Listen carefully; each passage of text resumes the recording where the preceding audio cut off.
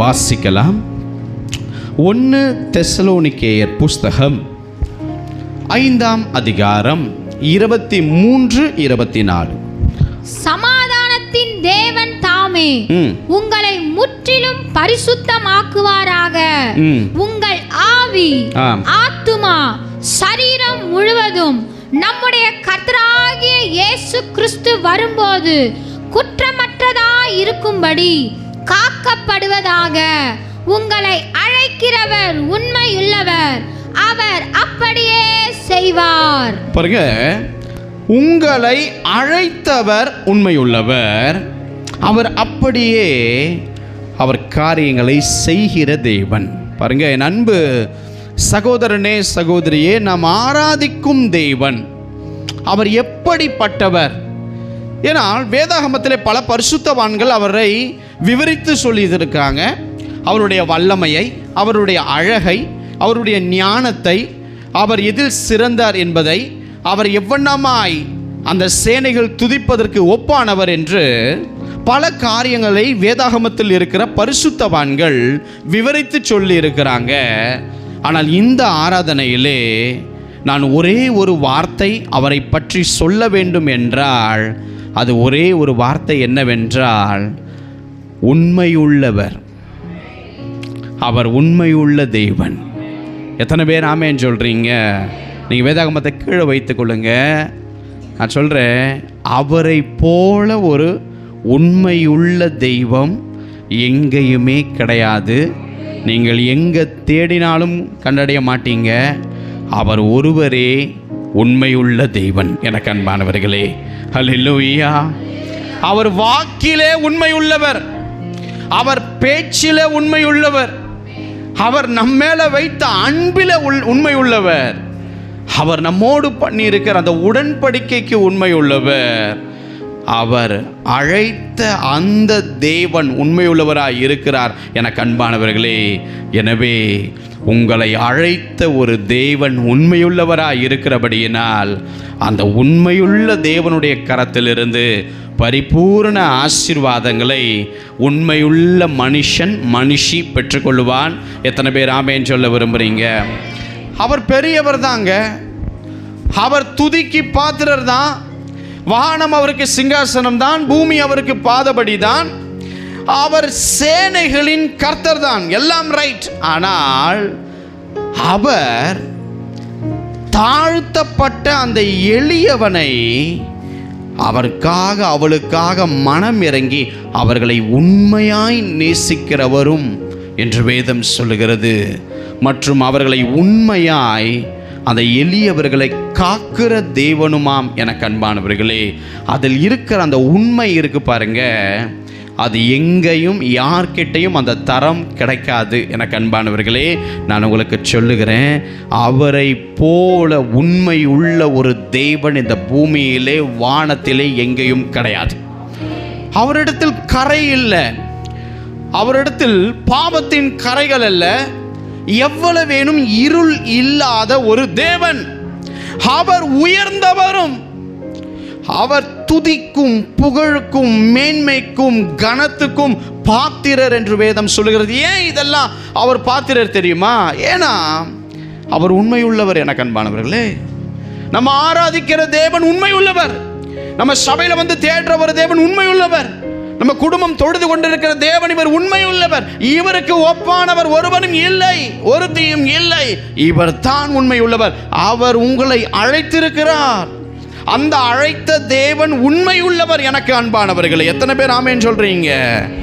அப்படிப்பட்ட உண்மையுள்ள தேவன் நம்மை அழைத்தார். அதனால தான் சொல்றேன், உங்களை அழைத்தவர் உண்மையுள்ளவர். பாருங்க, நீங்க கர்த்தருக்கு பரிசுத்தமான ஒரு ஜனம்.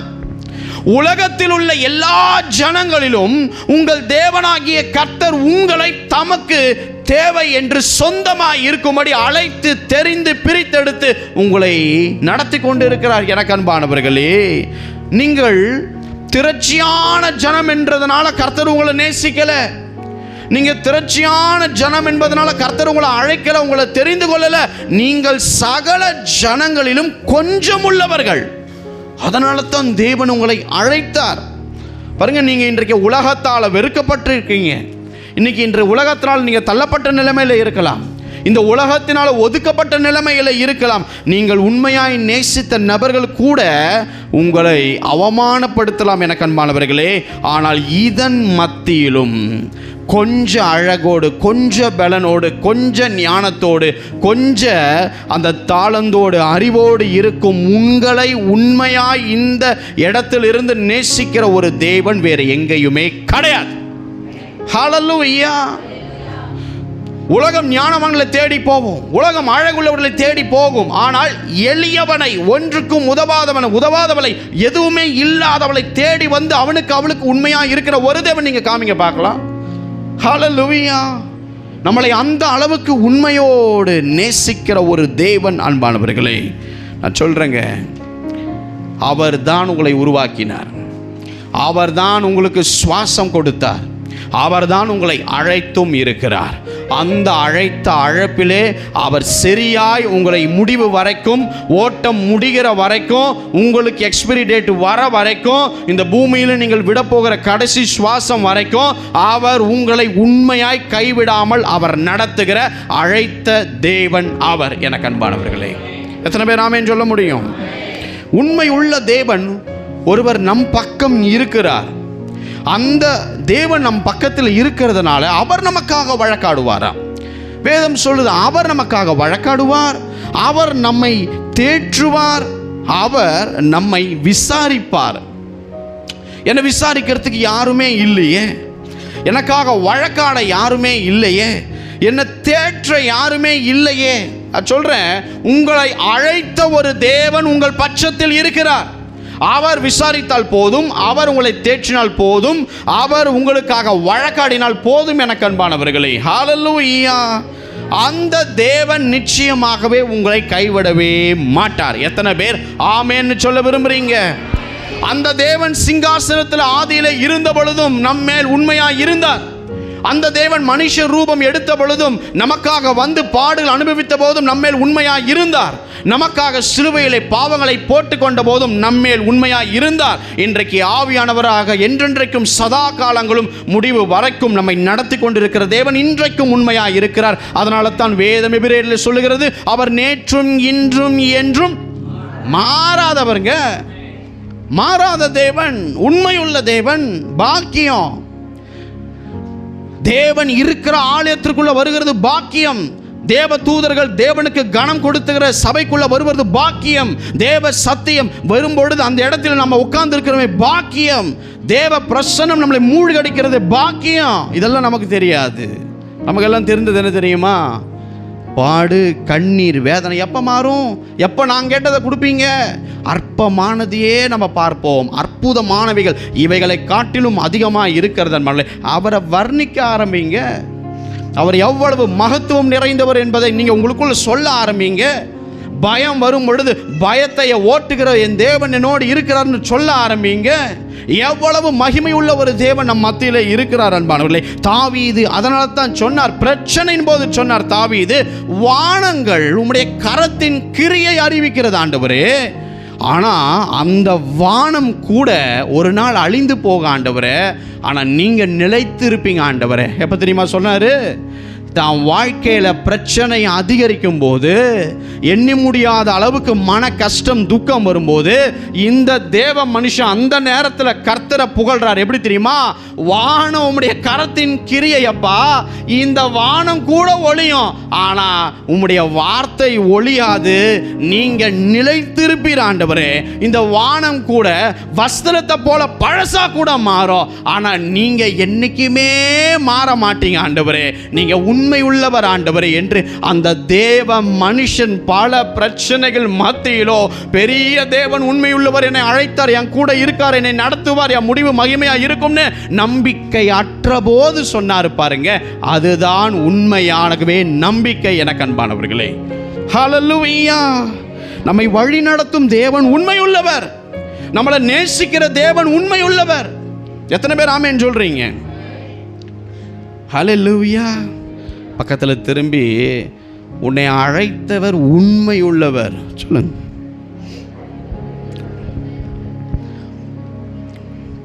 பாருங்க, ஒரு மீட்டிங்கில் ஒரு மீட்டிங், ஜப மீட்டிங் நடந்துட்டு இருந்தது. அப்போ வெளியிலேருந்து ஒரு ஐயாவை கெஸ்ட்டாக கூப்பிட்டுருந்தாங்க.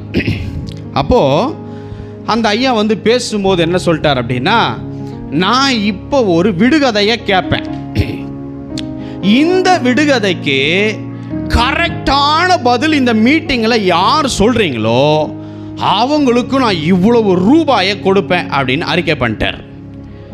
அது மட்டும் இல்லாமல் இவர் சொல்லும் போது இவர் மனசுக்குள்ள என்ன நினச்சார்னா, இந்த பயலுங்க இது கண்டிப்பாக இதை சொல்ல வாய்ப்பே கிடையாது அப்படின்றதுக்காக இருக்கிறதுலையே கடினமான ஒரு வேத பகுதியை எடுத்து அதிலிருந்து ஒரு விடுகதையை அவர் கேட்டார். பாருங்க, கேட்டதுக்கு அப்புறம் அங்கேருந்து ஒரு வாலிப பையன் என்ன பண்ணாப்பிள்ளையா, அப்படியே எழுந்து வந்து நேராக வந்து அந்த விடுகதைக்குரிய சரியான பதிலை சொன்னாப்பிள்ளையா. சொல்லிட்டு சல்யூட்டை ஒன்று அடிச்சுட்டு கையை நீட்டி எங்கே ரூபா கொடுங்க அப்படின்னு கேட்டாராம். அந்த ஊழியக்காரர் இதை எதிர்பார்க்கவே இல்லையா, திக்கி திணறி அப்படின்னு சொல்லி நின்றுட்டாராம். எனக்கு அன்பானவர்களே, நான் என்ன சொல்கிறேன்னா, அவ்வளவுதான் மனுஷனுடைய வார்த்தை. அல்லேலூயா, அல்லேலூயா. அவருக்கு அப்படியே தூக்கி வாரி போட்டுருச்சான். ஐயோ, உண்மையாக கரெக்டாக சொல்லி பைசா வேற கேட்டு எல்லாரும் முன்னாடி நிற்கிறானே, நான் வேறு இவ்வளோ ரூபாய் தரேன்னு சொல்லிட்டேனேன்ட்டு. பாருங்க, மனிதர்களுடைய வார்த்தையின் உண்மை அவ்வளவுதான். ஆனால் பல வாக்குகளை நாம் தரோம், நாமளே நிறைவேற்றணும்னான்னு பாருங்கள், நிச்சயமாக நிறைவேற்ற மாட்டோம். 2020 பாருங்க, ஒரு சகோதரி நானும் என் மனைவியும் ஜெபம் பண்ணுறதுக்காக அவங்களுக்கு போயிருக்கோம். அந்த 2019 முடிவும் 2020 நடுவில். அப்போது அவங்க ஒரு வாடகை வீட்டில் இருந்தாங்க. அப்போது அந்த அம்மா சொன்னாங்க, எங்களுக்கு சொந்த வீடு தேவன் கட்டி கொடுத்து அது காரியங்களை முடிப்பதற்காக ஜெபம் பண்ணுங்க அப்படின்னாங்க. அப்புறம் நாங்கள் அதற்காக ஜெபம் பண்ணோம். அப்போ ஜெபம் பண்ணும்போது ஒரு வார்த்தையை விட்டாங்க, பிரதர், இந்த இடத்துல நான் எங்கள் வீட்டில் ஒரு ஜப அறையை நான் உண்டு பண்ண போகிறேன்.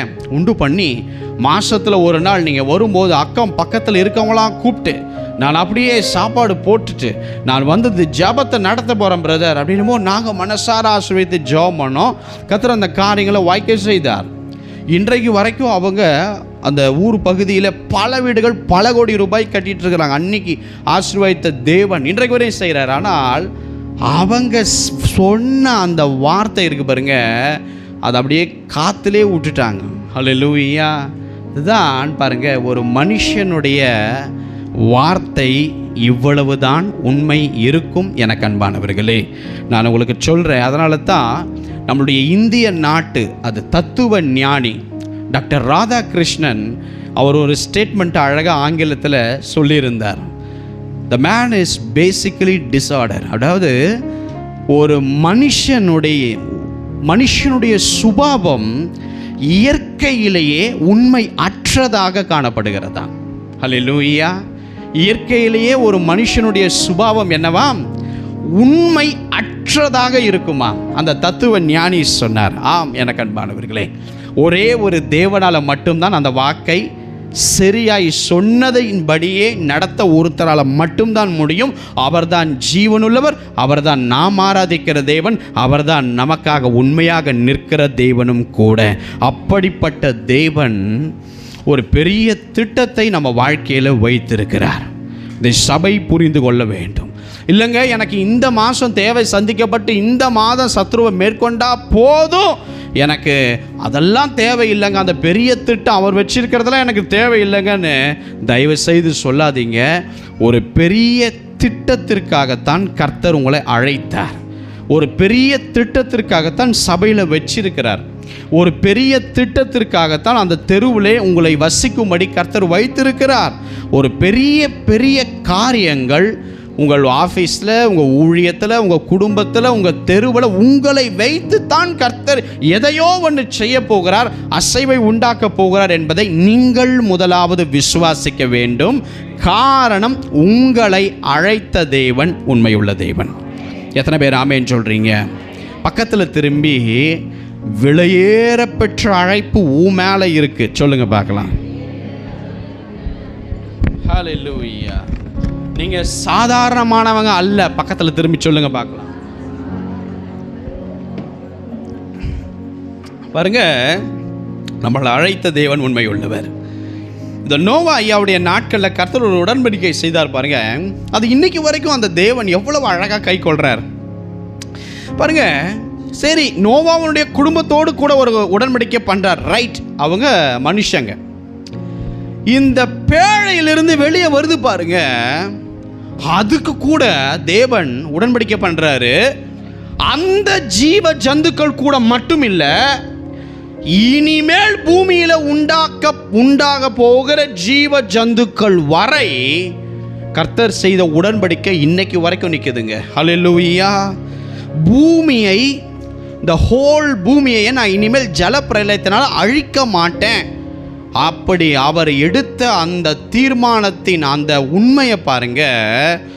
இன்னைக்கு தேவன் அன்றைக்கு அவருடைய வில்லை அந்த மேகத்தில் வைத்து, அதுதான் அந்த வானவில், அந்த ரெயின்போவாய் நாம் இன்றைக்கு பார்க்கிறோம். அதை பார்க்கும் போதெல்லாம் அன்றைக்கு நோவா குடும்பத்தோடும் அந்த ஜீவ ஜந்துக்களோடும் இனிமேல் வரப்போகிற உண்டாக்க போகிற ஜீவ ஜந்துக்கள் வரைக்கும் அவர் செய்த அந்த உடன்படிக்கை, அந்த வானவில்லை பார்க்கும் பொழுது அவர் நினைவு கூறுவாராம், இன்றைக்கு வரைக்கும் இந்த 6000 ஆண்டும் கர்த்தர் உண்மையுள்ளவராய் இருக்கிறார். இனி இந்த பூமி போகிற நாள் வரைக்கும் அவர் என்றைக்கும் உண்மையுள்ளவராய் இருப்பார். அன்பனவர்களே, நான் ஏன் சொல்லுகிறேன் என்றால், அவர் எவ்வளவு உண்மையுள்ளவராய் இருக்கிறார் என்பதை சபை புரியணும். அதை நீ புரிஞ்சுக்கிட்ட அப்படின்னா அந்த துக்கத்தை நீ மேற்கொள்வீங்க. அவர் எவ்வளவு பெரியவர் என்பதை நீ கண்ணார அவருடைய மகத்துவத்தை பார்த்தினா அடிக்கடி உடஞ்சு உட்கார மாட்டீங்க.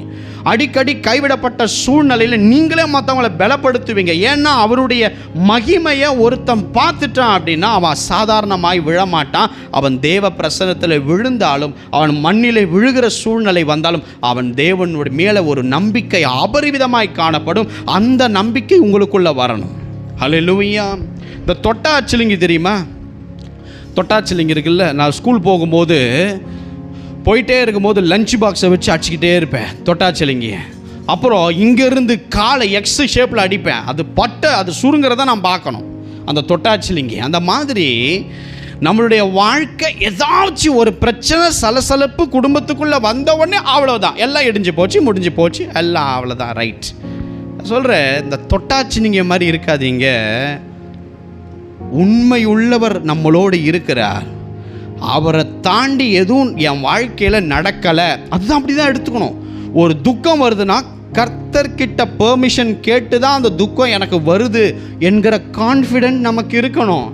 நான் அந்த உபத்திரவத்தை தாங்குவேன், என்னை நம்பி தான்ப்பா என் கடவுள் எனக்கு அந்த உபத்திரவத்தை வழி விடுறாரு நீ சொல்லணும். அதை விட்டுட்டு உபத்திரவம் வந்து கொஞ்சம் வழி வந்தோன்னு ஆண்டவர் என்னை கை விட்டுட்டார் பிரதர், ஆண்டவர் என்னை விட்டு விலகிட்டார் பிரதர், நைட்டு 2:45 வைத்த வலி பிரதர், நான் ஜோமன்ட்டு படுத்த வைத்த வலி வரக்கூடாதுன்னு எனக்கு 2:45 வைத்த வலி, அவ்வளவுதான். வசனம் வீண், கர்த்தர் எனக்கு சொன்ன பெரிய பெரிய திட்டெல்லாம் வீண். சும்மா பிரதர், நம்மளை அப்படியே சும்மா சொல்கிறாரு பிரதர், எல்லாம் வீண் பிரதர். இதெல்லாம் இல்லைங்க. தொட்டாச்சிலிங்க மாதிரி இருக்காதீங்க தயவு செய்து. எது நடந்தாலும் அவரை கிட்ட பெர்மிஷன் இல்லாமல் எதுவும் நம்ம எல்லைக்குள் வராது. அது இழப்போ, சேதமோ, மரணமோ, வியாதியோ, பலவீனமோ, கட்டோ, துக்கமோ, சண்டையோ, சச்சரவோ, சமாதான குலைச்சலோ எதுவாக இருந்தாலும் என் மகள், என் மகன் அதை ஜெபித்து தாண்டுவான், ஓவர் கம் பண்ணி வருவா என்ற அந்த நம்பிக்கை உண்மை உள்ளவர் மேலே உங்களுக்கு என்னைக்கு இருக்குதோ அன்னைக்கு பிரச்சனையை தூசியை மாறி நீங்கள் பார்ப்பீங்க. அது வரைக்கும் அந்த பிரச்சனையை பெரிய மதிலை போல் நீங்கள் பார்ப்பீங்க. எத்தனை பேர் ஆமேன்னு சொல்கிறீங்க? நான் சொல்கிறேங்க, இன்றைக்கு வரைக்கும் இன்றைக்கி நோவா இருக்காரா? நோவா குடும்பம் இன்றைக்கி இருக்குதா? அவங்க உடன்படிக்கை பண்ண அந்த ஜீவ ஜந்துக்கள் இருக்குதா? இல்லை. ஆனால் இன்னைக்கு வரைக்கும் அதுக்கு உண்மையாக இருக்கணும்னுட்டு என்ன தலையெழுத்து? ஏன்னா மனுஷனை பார்க்கும்போதே கர்த்தருக்கு விசனமாக இருக்குது. ஒரு ஈசாக்கு ரெபேக்காவுக்கு பிறந்த ஏசாவுக்கு அவன் தாய் தகப்பனுக்கு மனநோவாக இருந்ததை போல இந்த உலகம் படைத்த அந்த தேவன் கண்ணுக்கு இருதயத்திற்கும் இந்த மனிதர்கள் செய்கிற பாவமும் அக்கிரமும் நாமும் நம்மளுடைய நடக்கைகளும் அவருக்கு விசனமாக இருக்குது. அவர் நினச்சிருந்தா எல்லாத்தையும் ஒரு செடியை பிடுங்குற மாதிரி பிடுங்கி தூக்கி போட்டு போயிருக்கலாம். ஆனால் அன்றைக்கே நோவாவின் நாட்களை உடன்படிக்கை செய்யும் பொழுது இன்றைக்கு வரைக்கும் அவர் பார்த்துத்தான் அவர் உடன்படிக்கை செய்தார். அதிலே அவர் உண்மையாக இருக்கிறார். அந்த உண்மைத்துவத்தை ரசிக்க ஆரம்பிங்க. நீங்கள் என்னைக்கு கர்த்தருடைய உண்மையை ரசிக்க ஆரம்பிக்கிறீங்களோ, தேவ பிரசன்னம் உனக்கே தெரியாமல் உன்னை சுற்றிலும் ஒரு அக்கினி வேலி உண்டாகி உனக்குள் அந்த எல்லைக்குள் இருக்கிற சாத்தான் நடுங்குவான். ஏன்னா அவன் கர்த்தருடைய திட்டத்தை அபூர்வமாக பார்க்க ஆரம்பிச்சிட்டான். அவன் பயந்துருவான். நீ அவனை இயேசுவின் நாமத்தில் ஜெபம் பண்ணி ஓட்டணும்னு அவசியமே கிடையாது. நீ கர்த்தரை ரசி, நீங்கள் கர்த்தரை துதிங்க, கர்த்தரை புகழுங்க.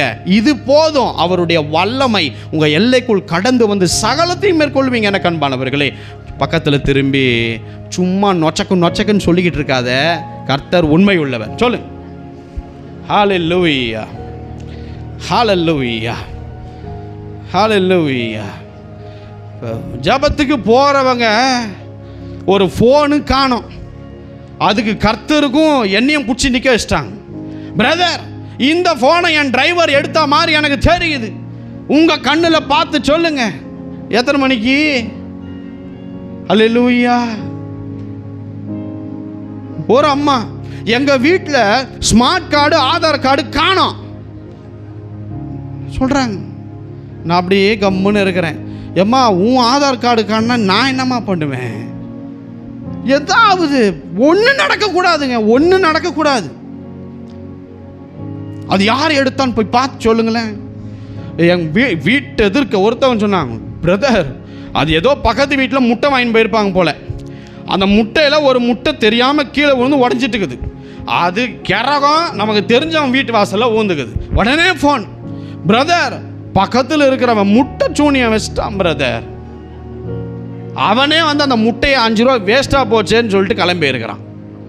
அது உண்மைனா கர்த்தர் வெளிப்பாடு கொடுப்பாரு. நம்ம ஜெபிக்கும் போது அந்த காரியங்கள் தென்படும், நடக்கும். அப்போ நம்ம அதை ஜெபித்து முடிக்கலாம். பொட்டாச்சு நீங்கிய போலவே நம்ம என்ன பண்ணுறோம், எல்லாத்துக்கும் சுருங்கி உக்காந்துக்கிறோம். எஸ், பிரச்சனையை பார்த்து அவர் எவ்வளவு பெரியவர்னு பேச கற்றுக்கொண்டு ஒரு அழகாய் ஒரு மிஷினரி சொன்னார். உன் தேவன் எவ்வளவு பெரியவர்னு உன் நோய்கிட்ட போய் பேசு, உன் பிரச்சனை கிட்ட பேசு, உன் பாடுகள் கிட்ட பேசு.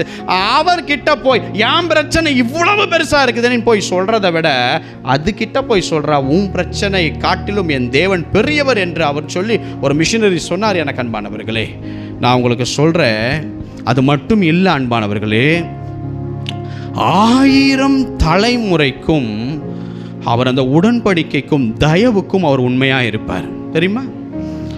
நீங்கள் அடுத்த 100 வருஷம் நீங்கள் நம்ம யாருமே வாழ போகிறதில்ல இல்லை, நம்ம எல்லாருமே இங்கேருந்து போக போகிற ஒரு நாள்.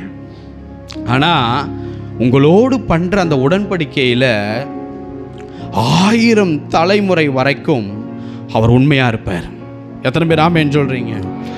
ஆபிரகாமோடு உடன்படிக்கை பண்ண தேவன், ஆபிரகாம் செத்துட்டார், ஆனால் ஈசாக்கு கிட்ட போய் சொல்றார், ஆபிரகாம், உங்க அப்பாவுக்கு நான் ப்ராமிஸ் பண்ணி கொடுத்துருக்கேன்ப்பா, எனவே நீ ஆசீர்வாதமா இரு. எப்போ? ஆபிரகாம் இருக்கும்போது இல்லை, ஆபிரகாம் செத்து வருஷம் ஆயும் போது. இப்போ ஈசாக்கு சாகராரு. ஆண்டவர் யாக்கோபு கிட்ட வந்து, உன் தகப்பனுக்கு நான் ப்ராமிஸ் பண்ணியிருக்கேன்ப்பா, உடன்படிக்கை பண்ணியிருக்கேன்ப்பா, உண்மையாக வாக்கு கொடுத்துருக்கேன்ப்பா, அதை உன் வாழ்க்கையில் நிறைவேற்றுவோம்ப்பா, உன் சந்ததிக்குள்ள ராஜாக்கள் வருமப்பான்னு சொல்லி அந்த மனுஷன் அந்த பூமியில் இல்லைனாலும் அந்த பிள்ளைகள் கிட்ட போய் முற்பிதாக்களுக்கு சொன்ன வாக்கு தத்தத்தை நினைவு கூறுறான். இவரை மாதிரி உண்மை உள்ள தேவன் ஒருத்தர் இருப்பாரா பார். ஹல்லேலூயா. உன் பிரச்சனையை குறித்து உன்கிட்ட பேசினா உங்களுக்கு பெருசாக இருக்கும், ஆனால் நீங்கள் செத்துட்டீங்க. ஆனால் அடுத்த தலைமுறைக்கு உங்களுக்கு கொடுத்த வாக்கை அதை அப்படியே கண்டினியூவாக நிறைவேற்றணும்னு சொல்லி நினைக்கிற உண்மையுள்ள ஒரு தேவனை நீ எங்கேயாவது காமி. ஹல்லேலூயா. இன்றைக்கும் மனிதன் கொடுத்த வாக்கு எத்தனை பேருக்கு அந்த வாக்கெல்லாம் காத்தா போயிருக்கு? ஹல்லேலூயா. தேவன் உண்மை உள்ளவர். அவர் வாயிலிருந்து சும்மா வராது. நீ வாரம் வரீங்க, ஆண்டவர் இன்னமோ பேசுகிற, இன்னமோ பண்ணுறார், ஏன் நடக்கலை சொல்கிறவர் உண்மை உள்ளவர். அப்படிதான் நம்ம எடுத்துக்கணும். நான் இன்னும் தகுதியாகலை, நான் இன்னும் அதுக்கு ரெடி ஆகலை, நான் இன்னும் என்னை ரிப்பேர் பண்ணி நான் இன்னும் என்னை சரிப்படுத்தி கொள்றதுக்கு இன்னும் நாட்கள் சீக்கிரத்தில் நான் பண்ண போகிறேன்னு சொல்லி நீங்கள் அந்த மாதிரி ரெடி ஆகணும். எனக்கு அன்பானவர்களே, உண்மை உள்ள தேவனுக்கு நாமும் கூட உண்மை உள்ளவர்களாய் மாற வேண்டும். அப்பொழுதுதான் அந்த அழைத்த அழைப்பு நம்ம வாழ்க்கையில் நிறைவேற துவங்கும். எத்தனை பேர் ஆமேன்னு சொல்கிறீங்க? கொஞ்சத்தில் உண்மை உள்ளவனை தான் கர்த்தர் அநேகத்தின் மேல் அதிகாரியாக வைப்பார். தெரியுமா? நீ ஃப்ராடுத்தனம் பண்ணிட்டு நீ சபைக்கு வந்து பொய்யா விட்டுக்கிட்டு எதுக்குமே உண்மை இல்லைன்னா உன்னை கர்த்தர் எப்படி உயர்த்த முடியும்? கொஞ்சத்தில் ரொம்ப உண்மை தேவை. ஹல்லேலூயா. தாவீதை பார்த்து கர்த்தர் சொல்கிறாருங்க, ஒரு வாலிப பையன், ஒரு வாலிபனை பார்த்து கர்த்தர் சொல்கிறார், அந்த இடத்துல எவ்வளவு பெரிய பெரிய ஆட்கள் இருக்காங்க, ஆசாரியர்கள் இருக்காங்க, சகோதரர்கள் இருக்கிறாங்க, படைத்தலைவர்கள் இருக்காங்க, யுத்த வீரர்கள் இருக்காங்க, மூப்பர்கள் இருக்காங்க. கர்த்தர் எவனையுமே தேடி போய் சொல்லலப்பா. அவர் ஒருத்தனை பார்த்து சொன்னாருப்பா, இவன் என் இருதயத்துக்கு ஏற்றவன்பா. ஏன்? தேவன் மற்றவங்க பார்த்தது தாவீதுடைய வயசை, வாலிப நாளை, 20 வயசு 18 வயசை பார்த்தாங்க. ஆனால் கர்த்தர் அவருக்கு அந்த வாலிபனுக்குள் இருந்த அந்த கொஞ்சம் உண்மையை கர்த்தர் காண்கிற தேவனாய் இருக்கிறார். அந்த கொஞ்சத்தில் உண்மையாக இருந்தார். எனக்கு அன்பானவர்களே, நான் சொல்கிறேங்க, நல்லா கவனிங்க. இந்த செய்தியை கர்த்தர் என்னோடு பேசும் பொழுது நான் ரொம்ப ஆச்சரியப்பட்டேன். உங்களுடைய சிந்தனையை திசை திருப்பிடாதீங்க, தயவு செய்து கவனிங்க. தாவீது சிக்லாகு என்கிற இடத்திற்குள் வரும் பொழுது அவருடைய மனைவி, பிள்ளைகள், சொத்து எல்லாமே அமலேக்கர் அப்படியே எடுத்துகிட்டு போயிடுறாங்க. யாரையும் சாவடிக்கல, இடத்த சுட்டரிக்கிறாங்க, அவங்கள கொள்ளை அடிக்கிறாங்க. ரைட், கொள்ளை அடிச்சு கொண்டு போயிட்டாங்க. இப்போது தாவீது ஆண்டவர்கிட்ட கேட்குற, ஆண்டவரே இந்த தண்டை பின்தொடரட்டுமா? எஸ், நீ பின்தொடர்ப்பா, நீ சகலத்தையும் திருப்பிக் கொள்வ. ரைட் சொல்கிறார். இப்போ தாவீது என்ன பண்ணுறார்? பின்தொடர்வதற்கு 600 பேரோடு கூட திரும்ப அமலேக்கியரை யுத்தம் பண்ணும்படி கிளம்புறாரு. எத்தனை பேர்? 600 பேர். இந்த 600 பேரில் இந்த 400 பேர் வந்து எப்படிப்பட்டவன் தெரியுமா? பயங்கர கன்னிங்கான ஒரு பர்சன். தனக்கு ஒன்று நடக்கணும்னா எதை வேணாலும் பண்ணக்கூடிய ஒரு பர்சன்ஸ் தான் இந்த தாவீதோடு கூட இருந்த இந்த 600 பேரில் 400 பேர். அவங்க பேலியாளின் மக்கள். தனக்காக அவங்க என்ன வேணா பண்ணிப்பாங்க. ஆனால் அவங்க தாவீதோடு கூட வந்து ஒட்டி கொள்ளும் பொழுது டோட்டல் 600 மெம்பர்ஸோடு கூட திரும்ப அமலேக்கியரை மடங்கடிக்கும்படி தாவீது கடந்து போகிறார். ஒரே ஒரு வார்த்தை, கர்த்தருடைய வார்த்தை, நீ சகலத்தையும் திருப்பிக் கொள்வேன். இப்போ நல்லா கவனிங்க. போயிட்டே இருக்கும்போது 200 பேர் வழி விலகிடுறாங்க. வழி விலகி அவங்க வழி விலகினதுக்கு காரணம் என்னன்னா, அவங்க சோர்ந்து போயிட்டாங்க, விடாய்த்து போயிட்டாங்க. இன்னொன்று, அந்த ஆற்றை கடக்கக்கூடாமல் அவர்கள் நின்றுட்டாங்க. எங்களால் இதுக்கு மேலே கடந்து வந்து உங்களோடு கூட சேர்ந்து எதுவும் பண்ண முடியாதையா, என் பிள்ளையே போயிடுச்சு. ஏன்னா அவங்களுக்கு நம்பிக்கை இல்லை. அந்த 200 பேர் அந்த ஆற்றை கடக்காமல் நின்று போயிட்டாங்க. எனக்கு அன்பானவர்களே, இப்போ தாவீதையா பேலன்ஸ் இருக்கிற 400 பேரோடு கூட கர்த்தர் யுத்தம் பண்ணி செய்தார். அந்த யுத்தத்தில் பாருங்க, அந்த அமலேக்கியர் இந்த யூதா தேசத்துக்குள்ள வரத்துக்கு முன்னாடி பெலிஸ்தீர் தேசத்தில் போய் திரளான அவங்க ஆஸ்திகளை கொள்ளையிட்டு வைத்திருந்தாங்க. கொள்ளையிட்டு வைத்து இப்போ யூதா தேசத்துக்குள்ள வந்து தாவீதுனுடைய எல்லா காரியத்தையும் கொள்ளையடித்து கொண்டாங்க. இப்போ மகா கொள்ளை, அதாவது நிறைய தங்கம், வைடூரியம் எல்லாத்தையும் அவங்க கொள்ளையடித்து கொண்டு அவனுங்க போயிட்டாங்க.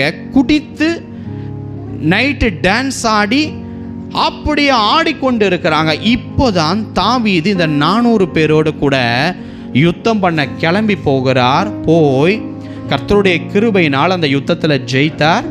கர்த்தருடைய கிருபையினால் அந்த யுத்தத்தில் ஜெயம் வந்தது. இப்போ பாருங்க, எல்லாத்தையும் திருப்பி கொண்டார். ஆனால் அந்த இடத்துல நடந்த ஒரு உண்மை சம்பவத்தை பரிசுத்த ஆவியானவர் எனக்கு காண்பித்தார். என்ன தெரியுமா? அவர் திரும்ப கிளம்பி வரும் பொழுது அந்த 200 பேர் அந்த ஆற்றங்கரையிலே கடக்கக்கூடாமல் உக்காந்துட்டு இருந்தாங்க பாருங்க. அவர்களை வந்து தாவீது திரும்ப தன் 400 பேரோட ஆட்களோடு கூட சேர்த்து கொள்ளும்போது இந்த கூட வந்த அந்த 400 பேரும் தாவீதை சொல்லுவதற்கு ஒப்புக்கொள்ளலை. ஏன்? அவங்க இந்த 200 பேர் என்ன எங்க கூட வந்தாங்களா? இவ்வளவு பெரிய கொள்ளையை கர்த்தர் எல்லாத்தையும் நம்ம இழந்து போன எல்லாத்தையும் திரும்பி கொடுத்திருக்கிறார், எல்லாத்தையும் ஆண்டவர் திரும்ப நமக்கு கொடுத்திருக்கிறார், இந்த 200 பேருக்கு நாங்க ஏங்க தரணும் என்று தாவீதோடு கூட பின் இருந்த 400 பேலியாளின் மக்கள் பேசினாங்க. அப்ப தாவீது என்ன பண்ணார் தெரியுமா? கர்த்தர் நம்மை காப்பாற்றி இருக்கிறார், கர்த்தர் நம்ம கையில் இவர்களை ஒப்பு கொடுத்திருக்கிறார், இந்த 200 பேருமே என்னுடைய குடும்பம், என்னுடைய சொந்தம். எனவே அவங்களுடைய மனைவி பிள்ளைகளை மாத்திரம் நீங்கள் அவங்க கிட்ட கொடுத்துடக்கூடாது. நாம் இழந்து போனதையும் நம்ம கிட்ட இருந்து திருடினதையும் ப்ளஸ் பெலிஸ்தியர்கிட்ட இருந்து அவங்க கொள்ளையிட்ட சகலத்திலையும் சரி பங்காக அந்த 600 பேருக்கும், அந்த 200 அந்த ப்ளஸ் 400க்கும் சரி பங்காக நீ பிரித்து கொடுன்னு சொல்லி தாவீது அந்த இடத்துல ஒரு தீர்மானம் எடுத்தார். நான் கேட்குறேங்க, இதை கேட்கும் போது உங்களுக்கு இதில் என்ன பெரிய உண்மைத்துவம் தேவைப்படுகிறது என்று சொல்லி நீங்கள் நினைக்கலாம். உங்களுக்கு உங்கள் ஆஃபீஸில் ஒரு 30,000 ரூபாய் எக்ஸ்ட்ரா போனஸ் கொடுத்துட்டு அதில் உங்கள் கீழே இருக்கிற ஸ்டாஃபுக்கு இவ்வளோ இவ்வளோ இவ்வளோ நீ ஸ்ப்ளிட் பண்ணி கொடுத்துருங்கன்னு சொல்லும் பொழுது உன் சிந்தனை தோணும், நான் இங்கே வேர்வை சிந்தி கஷ்டப்பட்டு மூளையை கசஞ்சி பிழிஞ்சி உழைச்சேன், இவனுங்க ஒன்றுமே தெரியாமல் இப்போ தான் வேலைக்கு வந்து சேர்த்துருக்காங்க, இவனுக்கு எந்திலிருந்து ஸ்ப்ளிட் பண்ணி கொடுக்கணுமா என்று சொல்லி அநேகர் வஞ்சித்து வைத்து கொள்கிறாங்க. ஒருத்தவங்களுக்கு போய் சேர வேண்டிய தொகையில் கூட அதை வஞ்சித்து வைத்து கொள்கிறாங்க. ஆனால் தாவீதினுடைய உண்மை என்ன தெரியுமா? அந்த 200 பேரும் நம்ம கூட வராமல் இருக்கலாம்ப்பா, ஆனால் அந்த 200 பேரும் நம்ம குடும்பம்ப்பா. மொத்தம் இந்த கொள்ளையிட்டதை தனித்தனியாக பங்கு போட்டால் யுத்தத்தில் வராத அவங்களுக்கும் பங்கு போடு, வேர்வை சிந்தலையா பரவாயில்ல அவங்களுக்கும் பங்கு போடு என்று சொன்ன அந்த உண்மையை அங்கே இருக்கிற மனுஷன் பார்த்தாங்களோ பார்க்கலையோ எனக்கு தெரியாது. கர்த்தர் ராஜாவா ஆக்கிறதுக்கு முன்னாடி வெறும் 600 பேரோடு இருக்கும் பொழுதே இந்த தாவீது உண்மையாய் இருந்ததை கர்த்தர் பார்த்தார். சொல்கிறேங்க, கர்த்தர் அதை பார்த்தார். கொஞ்சத்தில் இந்த மனுஷன் உண்மையாக இந்த வாலிபன் இருக்கிறானேன்னு சொல்லி கர்த்தர் அதற்கு பின்பாகத்தான் அந்த கூட்டத்தை விரிவாக்கி விஸ்தாரப்படுத்தி அவரை இஸ்ரவேலில் சமஸ்த இஸ்ரவேலையும் ராஜாவா அத்தனை வருஷம் உட்கார வச்சார். ஏன் தெரியுமா? தாவீதை அழைத்ததே அதுக்காக தான். அந்த அழைப்புக்கு அந்த உண்மை கொஞ்சம் இருக்கும் பொழுதும் அநேகத்தின் மேலே கர்த்தர் அதிகாரியாக வச்சார். நான் சொல்கிறேங்க, இந்த உண்மை வசனத்தை கேட்கிற உனக்கும் எனக்கும் அது தேவை. அல்லேலூயா! எத்தனை பேர் ஆமென் சொல்கிறீங்க? மோசே ஐயாவை குறித்து கர்த்தர் என்ன சாட்சி கொடுத்தார் தெரியுமா? என் வீட்டில் எங்கேயும் உண்மை உள்ளவர் மோசே, அவனை பற்றிலாம் நீங்கள் பேசாது, எனக்கு தெரியும் என் மோசே யாருன்னு. என் வீட்டில் எங்கும் உண்மை உள்ளவன் கர்த்தர் சாட்சி கொடுத்தார். காலேபை பார்த்து என்ன சாட்சி கொடுத்தார் தேவன்? உண்மையும் உத்தமமாக என பின்பற்றுகிற தாசன் இந்த காலேப். சாட்சியை பாருங்க, அந்த உண்மை குறித்து சாட்சியை பாருங்க. எனக்கு அன்பானவர்களே, இன்றைக்கு உங்களை குறித்து அந்த சாட்சி வரணுங்க. உங்கள் குடும்பத்தை குறித்து, நீங்கள் நடத்துகிற விதத்தை குறித்து, உங்கள் ஆஃபீஸு, உங்களுடைய சம்பளம், உங்களுடைய மனைவி, உங்கள் கணவன், உங்கள் பிள்ளைங்க, உங்களுடைய சந்ததியார், உங்கள் சபை, எல்லாவற்றுக்கும் நீங்கள் எவ்வளவு உண்மையாக இருக்கிறீர்கள் என்பதை இயேசு பார்க்கிற தேவன். அந்த உண்மைத்துவத்தை பார்த்து தான் அந்த அழைப்பின் வழியே உனக்கு ஓப்பன் ஆகும். அதுக்குள்ளே வரும் பொழுது தான் அநேகத்தின் மேலே கர்த்தர் அதிகாரியை வைப்பார். இன்றைக்கி வாக்கு வருது, தேவனுடைய பிரசன்னம் அப்படியே இறங்கி நம்மளை ஆஸ்வதிக்கிற மாதிரி வருது, ஆனால் நடக்கலை. ஏன் தெரியுமா? உண்மை கிடையாது. ஆனால் அழைப்பின் வாசல் திறக்காது. நான் சொல்கிறேங்க, கொஞ்சத்தில் உண்மையாக இருங்க, கர்த்தர் எல்லாற்றிலும் உங்களை அதிகாரியாக வைப்பார், உயர்த்துவார். அல்லேலூயா! பாருங்க, நான் ஸ்கூல் போகும்போது கர்த்தருடைய நான் மகிமைக்காக சொல்கிறேன், நான் குன்றத்தூர்லேருந்து குரோம்பேட்டை வரைக்கும் டெய்லி ஸ்கூலுக்கு போவேன். அப்போ என்னுடைய பஸ் பாஸை நான் தொலைச்சிட்டேன். அதனால் ஃப்ரீ பாஸ் எனக்கு கிடையாது. போகும்போதும் வரும்போதும் டிக்கெட் எடுக்கணும். திரும்ப அதை ரீஇஷ்யூ எனக்கு பண்ணல. அப்போது எங்கள் அப்பா பணம் கொடுப்பாரு, நான் எடுத்துகிட்டு போய் எல்லாரும் அப்படியே வருவாங்க போவாங்க. ஒரு 10 பேர் பசங்க இருந்தாலும் அவங்க எல்லாருக்கும் பாஸ் இருக்குன்னு விட்டுட்டு போயிடுவார் யார், கண்டக்டரு. அப்போது அந்த டைம் எல்லாம் கூட என்கிட்ட பஸ் பாஸ் இல்லை, நான் தொலைச்ச ஃப்ரெண்ட்ஸு சொல்லுவாங்க, ஏய் உண்மையாக சொல்லாதரா, போயிட்டு வர்றதுக்கு டிக்கெட்டை வேறு எடுத்துகிட்டு இருக்கிற, 10 பேர் இருந்தாங்கன்னா அவன் கண்டுபிடிக்க மாட்டான், நீ விட்டுடுன்னு வாங்க. நான் அப்படி எந்திரிச்சு என் பஸ் பாஸ் தொலைஞ்சி போச்சு, டிக்கெட்டை கொடுங்க அப்படின்னு தான் நான் வாங்கிட்டு போயிட்டு வந்துட்டு இருந்தேன். அப்போது ஒரு முறை கர்த்தர் என்னை சோதித்தார். அப்போது குன்றத்தூர்லேருந்து குரோம்பேட் போகும்போது சரியான டிராஃபிக், பஸ்ஸில் கால் வைக்கிறதுக்கு இடம் இல்லை. அப்போது என் கூட இருந்த பேக் சைடில் இருந்த யாருமே டிக்கெட் வாங்கிறதுக்கு முடியாமல் சூழ்நிலை ஆயிடுச்சு. இப்போ நல்ல வேலை என்ன ஆச்சுன்னா, குரோம்பேட்டில் இறங்குற வரைக்கும் எங்கள் பின்னாடி இருந்த யாருக்குமே டிக்கெட் கொடுக்க முடியல. காரணம், அந்த கண்டக்டர் உள்ளே வர முடியாத அளவுக்கு பஸ்ஸே சாஞ்சிக்கிட்டு இருக்குது, தொங்கிக்கிட்டு இருக்கிறோம். நல்ல வேலை அந்த இடத்துல யாரும் இல்லை, குரோம்பேட்டிலேருந்து இறங்கணும். இப்போ இறங்கும் போது என் மனசு சொல்லிச்சு, நம்ம பிரயாணப்பட்டு வந்திருக்கிறோம், இதுக்கு நம்ம காசு கொடுக்கல, இப்போது அவர் தான் அந்த டிக்கெட்டை கொடுக்கணும், இந்த தப்பு என் மேலே இல்லை. ஆனாலும் என்னை ஒருத்தர் பார்க்குறாரேன்னுட்டு பேக்கெட்டில் கையை விட்டு அது எவ்வளோ 50 ரூபாயோ என்ன இருந்ததோ அந்த டிக்கெட்டுடைய ப்ரைஸை எடுத்துட்டு ரோட்டில் மண்ணில் போட்டுட்டு நான் கொடுத்துட்டேன், இதுக்கும் எனக்கும் சம்மந்தம் இல்லை, எனக்கு கேள்வி கேட்காதீங்க ஆண்டவர், நான் கிளம்பி போயிட்டேன். அல்லேலூயா. நான் சொல்கிறேங்க, இந்த உண்மையெல்லாம் சபை மக்களுக்கு நமக்கு தேவை. கொஞ்சம் சின்ன விஷயமா இருந்தாலும் உண்மையாக இருந்தால் தான் எதுக்காக அழைத்தாருங்கிற வாசல் ஒருத்தருக்கு முன்னாடி திறக்கப்படும். இல்லைன்னா அந்த வாசல் அடைக்கப்பட்டே இருப்போம், நம்ம சுற்றிக்கிட்டே கிடப்போம். பக்கத்தில் திரும்பி சொல்லுங்க, கொஞ்சத்தில் உண்மை தேவை. நம்ம கேட்குறோம், உண்மையா இருந்து என்ன லாபம்? உண்மையா இருந்து என் கணவர்கிட்ட நான் என்னத்தை வாரிக்கிட்டேன்? உண்மையா இருந்து என் மனைவி கிட்ட நான் என்ன வாரிக்கிட்டேன்? உண்மையா இருந்து என் பிள்ளைங்க கிட்ட என்ன நான் வாரிக்கிட்டேன்? உண்மையா இருந்ததுனால என் சந்ததிகள் பேர பிள்ளைங்க கிட்ட நான் என்ன வாரிக்கிட்டேன்? நான் சொல்றேங்க, இவங்க கொடுக்கணும், இவங்க நடத்தணும், இவங்க ஆஸ்வதிக்கணுக்காக நீ உண்மையா இல்லை. நீ உண்மையா இருக்கிறது உன்னை உருவாக்கின தேவனுக்காக, உன்னை உருவாக்கின கர்த்தருக்காக, உனக்கு சுவாசம் கொடுத்தவருக்காக, உன்னை தெரிந்து கொண்டதற்காக, உன்னை பாவத்திலிருந்து கழுவின அந்த தேவனுக்கு தான் நீ உண்மையா இருக்கிற. தவிர பாருங்க, இந்த மாதிரி நேரத்திலெல்லாம் குறை சொல்லுகிற வாய் நமக்கு வந்துவிடும். எத்தனை பேர் ஆமைன்னு சொல்றீங்க? குறை சொல்ற வாய் வருங்க. தயவு செய்து சொல்றேன், கர்த்தரை குறை சொல்லுகிற வாயை நீங்க எடுக்காதீங்க. ஒரு அன்பான சாட்சி சொல்றேன். ஐயா சாம் சுந்தரம் ஐயாவுடைய தங்கை, அந்த சகோதரி, அவங்க டிபி வியாதியில் மரணப்படுக்கையில் விழுந்தாங்க. நல்லா கவனிங்க, அந்த அருமையான அம்மையார் எழுந்து நடக்க முடியலை. சாம் சுந்தர் ஐயாவுடைய சகோதரி, டிபி என்கிற கொடிய வியாதி அவங்க சரீரத்தில் வந்தது. அவங்களால பாட முடியாது, பேச முடியாது, நடக்க முடியாது, படுக்கையிலேயே கிடந்தாங்க. அப்போ நிறைய ஊழியக்காரங்க வந்து அந்த அம்மையாருக்காக ஜெபம் பண்ணுவாங்க. ஆண்டவரே, இந்த சகோதரி இந்த டிபியில் இப்படி மரண அவஸ்தைப்படுறது எங்களால் பார்க்க முடியல, இந்த சகோதரிக்கு சுகம் கொடுங்க, இந்த சகோதரிக்கு சுகம் கொடுங்கன்னு ஜெபம் பண்ணுவாங்க.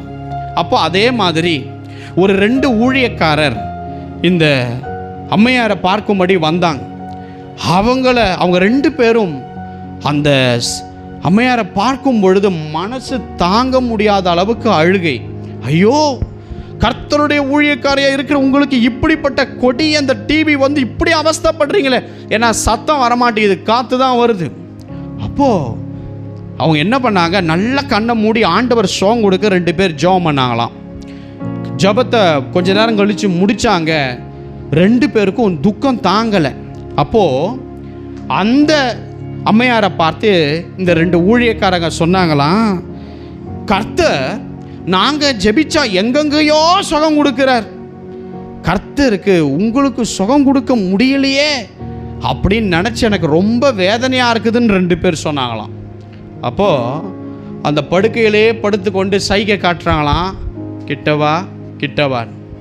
2 ஊழியக்காரங்க கிட்ட போனாங்களாம். கிட்ட போய் ஒரே வார்த்தை கேட்டாங்களாம், நீங்கள்லாம் ஊழியக்காரனா அப்படின்னு கேட்டாங்களாம். என்ன கேட்டாங்களாம்? நீங்கள்லாம் ஊழியக்காரனா? கர்த்தர் எனக்கு சுகம் கொடுத்தால் பாருங்க, அவர்தான் என் பரிகாரின்னு நான் சொல்லுவேன். கர்த்தர் எனக்கு சுகம் கொடுக்கலனாலும் அவர்தான் எனக்கு பரிகாரின்னு நான் சொல்லுவேன். கர்த்தரை குறை சொல்றதுக்கு நீங்க யார் என்று அந்த 2 ஊழியக்காரர்களை பார்த்து இந்த சாம் சுந்தர் ஐயாவுடைய சகோதரி கேட்டாங்களா. அந்த 2 பேரும் வாய் அடைத்து போய் அந்த இடத்துல நின்றாங்களாம். ஏன் தெரியுமா? எல்லாத்தையும் ஜெபம் பண்ணி சுகம் கொடுக்க, உனக்கு ஏமா சுகம் கொடுக்க முடியல? கர்த்தரை குறை சொல்கிறதுக்கு நீங்கள் யாருன்னு அந்த படுக்கையில் இருந்த ஊழியக்காரி அந்த 2 ஊழியக்காரனை கேட்கும் பொழுது மனம் திரும்பினார்களாம். எனக்கு அன்பானவர்களே, எத்தனை பேர் ஆமேன்னு சொல்கிறீங்க? அவரை குறை சொல்ல உங்களுக்கும் எனக்கும் யாவருக்கும் அதிகாரம் கிடையாது. உண்மை உள்ளவனா இரு, கர்த்தர் அப்போ உங்களை உயர்த்துவார். ஹல்லேலூயா. வாக்கு கொடுத்தா கட்டாயமாக செய்வாருங்க. நான் சொல்கிறேன், என்ன வாக்கு உங்களுக்கு தராரோ அந்த வாக்கு சத்தியமாக நிறைவேற்றுவார். அதுக்கு காத்திருந்து தான் பெற்றுக்கொள்ளணும். ஹல்லேலூயா. நீ இன்றைக்கே விதைச்சு நாளைக்கு கனி வந்து அதுக்கப்புறம் பூத்து குலுங்கி நீ 4வது நாள் உன் பிள்ளைகளோடு கூட சேர்ந்து சாப்பிடணும்னு உக்காந்தினா அது நிச்சயமாய் நடக்காது. நல்ல ஆசீர்வாதங்கள் வருவதற்கு பல சாபங்கள், பல கட்டுகள், பல வேதனைகள், பல நிந்தைகள் எல்லாம் அறுத்து அந்த கண்ணீர் நம் தேவ சமூகத்தில் விடும் பொழுது அவையெல்லாம் அறுத்து தான் வந்து நமக்கு அந்த கனிகள் உண்டாகும். ஹல்லேலூயா. ஒரு சகோதரி பார்த்து கேட்டாங்க, ஏன் பிரதர் என் குடும்பத்தில் மட்டும் எனக்கு இந்த சாபம், ஏன் என் சகோதரர் மேலே இந்த சாபம், என் குடும்பத்தில் இப்படிப்பட்ட ஒரு சாபத்தில் நான் இருக்கேன், நான் இத்தனை நாள் கண்ணீர் வடித்து ஜெபிச்சேன் பிரதர், கர்த்தர் என் ஜபத்தை கேட்கவே இல்லை பிரதர். அவங்க சொன்ன சொல்லு கர்த்தரை குறை சொன்னாங்க. என்ன கர்த்தர் கேட்டார்? உபவாசம் போட்டேன் வருஷ கணக்காக கேட்கல, ஜெபம் பண்ணியிருக்கேன் வருஷ கணக்காக கேட்கல. நான் ஒன்றே ஒன்று அவங்கள கூப்பிட்டு சொன்னேன், அம்மா நீங்கள் ஜெபம் பண்ணீங்க, கண்ணீர் வடிச்சிங்க, எல்லாம் கர்த்தர் கேட்டார். ஏன் கிரியை செய்யல தெரியுமா? நீங்கள் ஒரு ஆலமரத்தை வெட்டணுன்னா உங்களுக்கு கோடாரி தேவை. நீங்கள் சிசர் பேப்பர் கட் பண்ணுற 10 ரூபா சிசரை கொண்டு போய் ஒரு ஆலமரத்தை கட் பண்ணணும்னு சொல்லி நிற்கிறீங்க. அந்த ஆலமரத்தை போல சாபம் பெருசாக காணப்படுகிறது. அதுக்கு நீங்கள் தேவ சமூகத்தில் கண்ணீர் விட்டால் தான் தேவன் கோடாரியால் வெட்டுவார். இல்லைன்னா உங்கள் கையில் இருக்கிற கத்திரிக்கோலை வச்சு உங்களால் ஒரு கிளையை கூட வெட்ட முடியாதுமா. கர்த்தரை குறை சொல்கிறதுக்கு அருகதை யாருக்கும் கிடையாது. எத்தனை பேர் ஆமேன்னு சொல்கிறீங்க? ஆமேன். பொய் சொல்ல அவர் ஒரு மனுஷன் கிடையாதுங்க. சரி, நான் கேட்குறேன், உங்களுக்கு பொய் சொல்லி அவருக்கு என்ன லாபம் சொல்லு?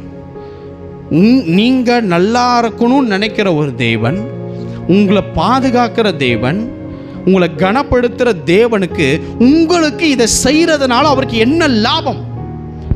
நீங்கள் கொடுக்குற தசம பாகத்தினால அவர் லாபப்பட போகிறாரா? சத்தியமாக கிடையாது. அவர் ஐஸ்வர்ய சம்மன்னர். ஆமென். உங்கள் குட்டி ஊண்டி இருதயம் அது அவ்வளோ ஊண்டு இருக்கு பாருங்க, அதில் ஒரு இடத்தை தேடி தான் அந்த மனுஷன் விரும்புகிறார். அந்த இடத்துல தான் உருவாக்கிற அந்த பிள்ளைகள் என்னை கொண்டு வந்து வைக்க மாட்டாங்களா, முன்னுரிமை கொடுக்க மாட்டாங்களா, என்னை நேசிக்க மாட்டாங்களா, என்ன மாதிரி என் பிள்ளை இருக்காதான் கர்த்தர் நினைக்கிறதுல என்ன தப்பு இருக்குங்க? ஹல்லேலூயா. மனம் மாறவர் மனுஷன் கிடையாது. உன பொய் சொல்லி நயமஞ்சமாக்கி அவருக்கு ஒரு லாபமும் கிடையாது. அவர் ஒரு மனுபுத்திரர் அல்ல. அவர் சர்வ வல்லமை உள்ள தேவன். அவர் சொன்னா செய்வார்.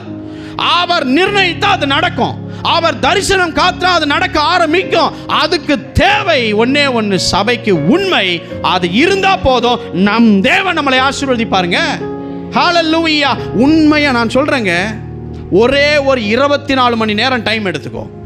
24 மணி நேரம், காலையில் நீ எந்திரிக்கிறதுல இருந்து நைட்டு நீ தூங்குற ஒரு 10-11 வரைக்கும், அந்த 24 மணி நேரமும் நீ பொய் பேசாம, அசுத்தமான வார்த்தையை பேசாம, யாருக்கு கெடுதல் நினைக்காம, எந்த இச்சையும் பார்க்காம, எந்த காரியத்தையும் அசிங்கமா, எந்த விஷயங்களையும் தேவனுக்கு அருவருப்பா இருக்கிற எந்த காரியத்தையும் நீ பண்ணாம 24 ஹவர்ஸ் இருந்து பாரு. உன் இருதயம், நான் சொல்கிறேன், எவ்வளவு பணம் கொடுத்தாலும் அந்த மாதிரி ஒரு மகிமை உனக்கு வரவே வராது. அது மாதிரி ஒரு டேஸ்ட் இருக்கவே இருக்காது. நாம் உண்மையாக இருக்கிறத அவர் பார்க்குறாருன்னீங்களேன், ஒரு சமாதானத்தின் சந்தோஷம் ஆவியானவர் கரை புரண்டு ஓடும்படி செய்வார் பாருங்க. அதை மாதிரி ஒரு ஃபீலிங் எதுவுமே கிடையாது எனக்கு அன்பானவர்கள். நான் உங்களுக்கு சொல்கிறேங்க, அவர் கொடுத்த வாக்கு நிறைவேறணும் காத்திருக்கிறது தப்பு கிடையாது. என்னைய பொறுத்தவரை நான் சொல்லுவேன், அவர் கொடுத்த வாக்கு நிறைவேறினா கர்த்தருக்கு ஸ்தோத்திரம் பண்ணு. நிறைவேறலையா யாருக்கு? நாம் அப்பையும் நான் சாட்சியாக நிற்பேன்.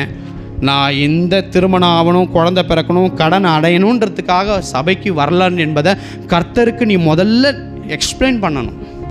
இன்றைக்கி அநேகர் சபைக்குள்ளே வர்றது ஏன் தெரியுமா? என் கணவருடைய வேலையை ஆஸ்வதிக்கணும், பிஸ்னஸ் ஆஸ்வதிக்கணும். ரைட், கர்த்தர் செய்வார், நான் தப்பு இல்லைன்னு சொல்லலை. ஆனால் நீ கர்த்தருக்கு நிரூபிக்கணும். என்ன தெரியுமா?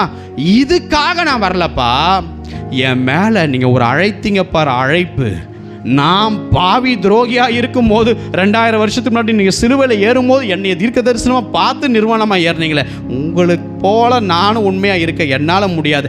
ஆனால் எனக்கிட்ட இருக்கிற கொஞ்சம் உண்மைக்காக நான் உங்களுக்கு கீழ்ப்படிந்து வாழ்கிறேன் ஆண்டவரேன்னு சொல்லி பாருங்க, பாடுகள் சுகமாக இருக்கும்.